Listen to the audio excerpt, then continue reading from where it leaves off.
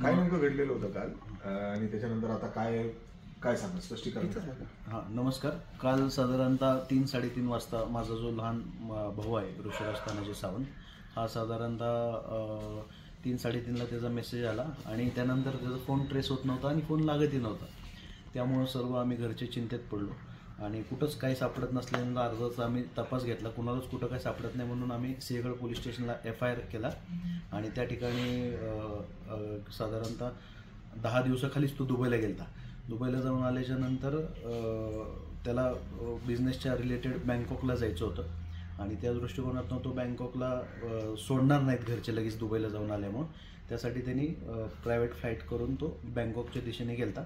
पण ह्या गोष्टीची कुठलीही कानोखबर आम्हाला नसताना आम्ही सगळे घरचे थोडेसे इमोशनली हायपर झाले म्हणून आम्ही आपल्या सिंहगड पोलीस स्टेशनला FIR फाडला. त्या ठिकाणी असं कधीच घडत नाही. आम्ही कुणी कुठं जात असताना एकमेकाला सांगून जात असतो.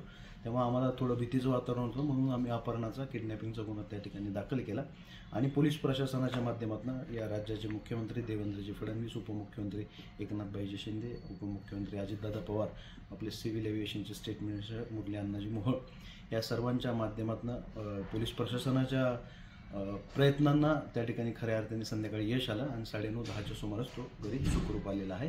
हा सगळा विषय हा तो त्याच्या मित्रांबरोबरच होता हे संध्याकाळी पोलीस चौकशी नंतर लक्षात आलं आणि 9:30-10 वाजता तो सुखरूपपणे घरी आलेला आहे.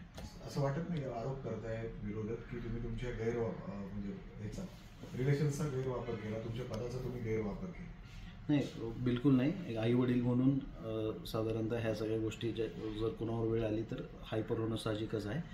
गैरवापर काहीच नाही. आम्ही त्या ठिकाणी पहिली पोलीस प्रशासनाची मदत घेतली आणि मग त्या ठिकाणी नंतर मुख्यमंत्री साहेबांची, मुरली अण्णा मोहोळांची साहेब त्या ठिकाणी बोलले आणि मग त्यांनी त्या ठिकाणी जातीने लक्ष घालून पोलीस प्रशासनाच्या माध्यमातून त्यांना त्या ठिकाणी संध्याकाळी 9:30-10च्या सुमारास पुन्हा ते फ्लाईट जे बँकॉकला चाललं होतं ते एव्हिएशन रडार कंट्रोलनी त्यांनी ते ट्रेस केलं आणि पुन्हा संध्याकाळी 9:30-10 वाजता पुणे एअरपोर्टला आपले ते लँड झालं.